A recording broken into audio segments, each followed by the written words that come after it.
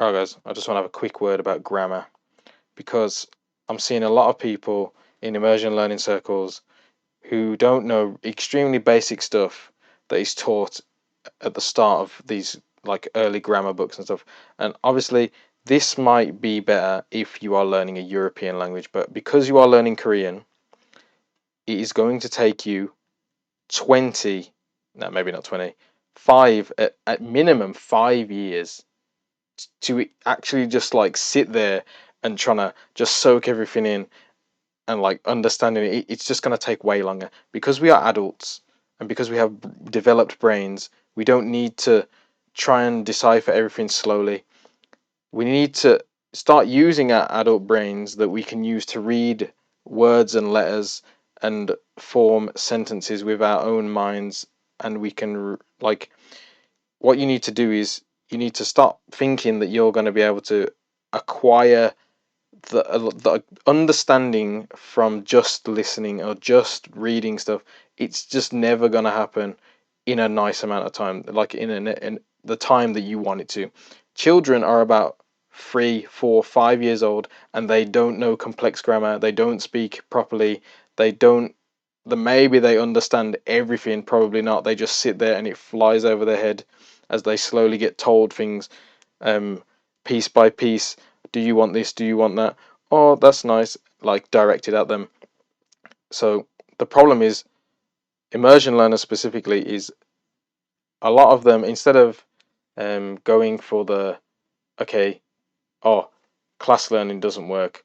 Instead of going for the middle ground and being like, okay, if I use the grammar, I can build up some knowledge and then I can go out and then what I can do is I can start feeling the difference between the grammar with the example sentences and sentences that I come across. I can start feeling the difference and working it out for myself instead of trying to go from base zero, baby steps, and trying to, oh, this means this. I'm going to look this up. Oh, I'll look this up because it's sticking out to me.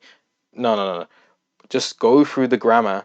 The language is so different. You need to go through the grammar. You need to go through the grammar because you will just be wasting your own time.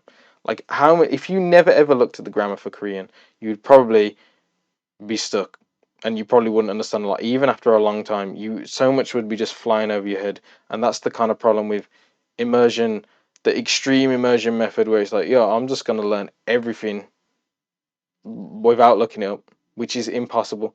Someone's told me before people have been reading books and not looking words up because they weren't important, not understanding because they don't have enough knowledge. So they're just going through the book, reading the sentences.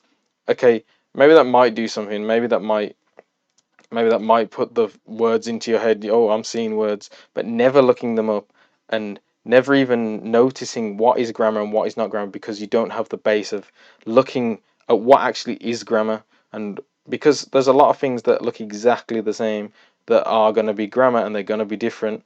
Like there's, what was it, goita and a or ita. Yeah, so people don't even know the difference between these, even though it's stated very early on in many grammar. Specifically, Korean grammar in use has it very early on, and it tells you the exact difference. So it's not very hard, like to get the grammar into your head. What I would suggest is just go through the grammar and then start immersing, start seeing the grammar, and then even when some of the grammar isn't in Korean beginner, Korean grammar in use, beginner, intermediate, advanced. These three books will get you pretty much everything except extremely rare stuff and maybe stuff that you could consider grammar but also don't. There are a few things in there. I might even make a video discerning, oh, this isn't in there, but you should learn this, you should learn this, you should learn this, and I'll probably point out where it is. And then if not, it's always on Google. But just waiting for the grammar to come to you is not going to work because you are not going to be able to discern a lot of grammar.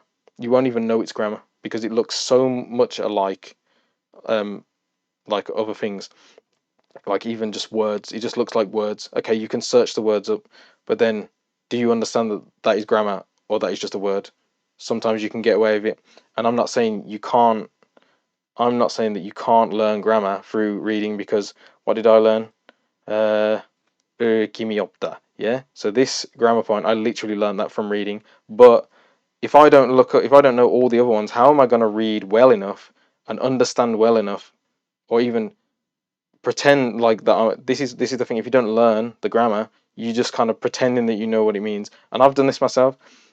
And occasionally I'll just read through the grammar book again, because when I read through it, I realize I'm missing information. And then now, last month, I went back through all the grammar just for the sake of going through it, and I saw some differences.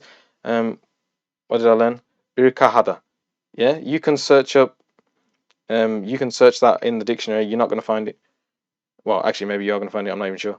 But you can search hada as an auxiliary, and you can see many things, and you'll see that how they're used. But you can just search. You can just go through grammar, like talk to me in Korean and stuff, and you can see the different things that are there.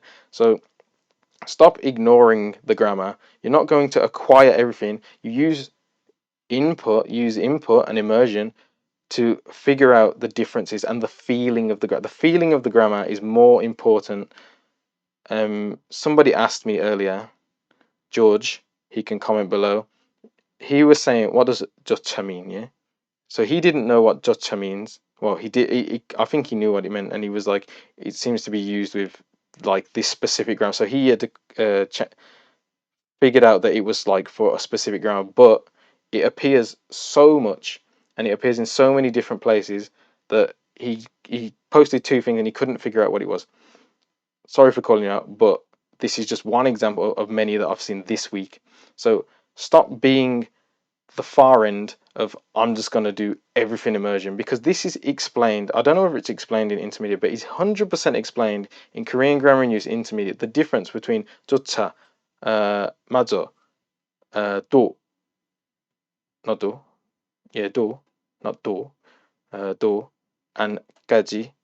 All of those have they're similar in use, and in fact, if you never even read the grammar properly, you probably wouldn't even know that nika is used for discovering when you discover something, which is why you get all these grammar forms with bonica, yeah, and all these other ones like gaji can be used for two.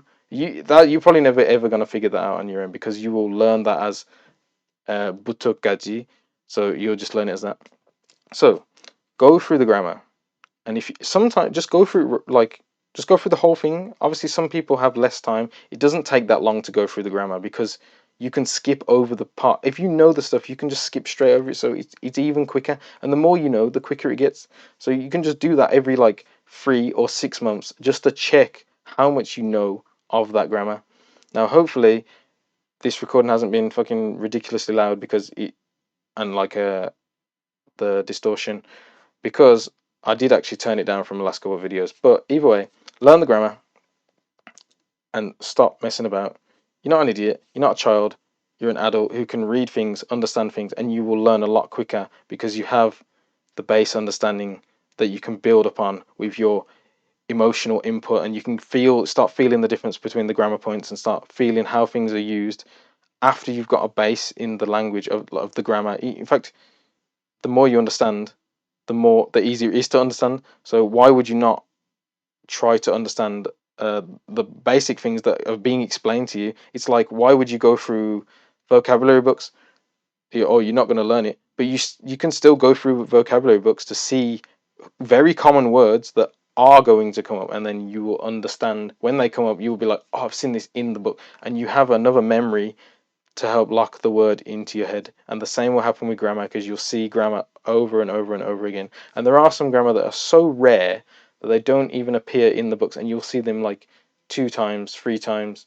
There's some grammar that even like people still come across grammar all the time. Like even probably in English, I don't even know what grammar is in English, but even still, there is grammar there.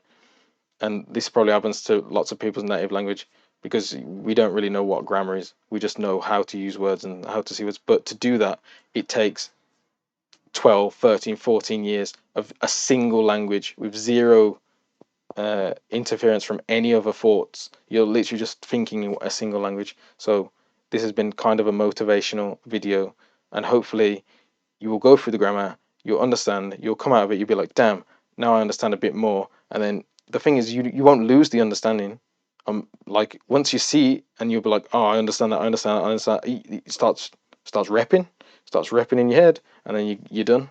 So thank you for watching the video. Please leave a comment, because I still think a lot of people are going to hate the grammar, but you have to go through the grammar for a distant language like Korean. You can't just try and get everything unless you're going for like, unless you're trying to read ridiculously simple content for 5, 10 years. You ain't gonna you ain't gonna acquire all that. You can acquire the feeling once you've understood that this means this means this means this, and then you start acquiring the differences because you start seeing, oh, this is used with negative sentences all the time. All the time this is used with negative. All the time this one is used with positive sentences. So that's how it goes, and that's how you learn. Thank you for listening.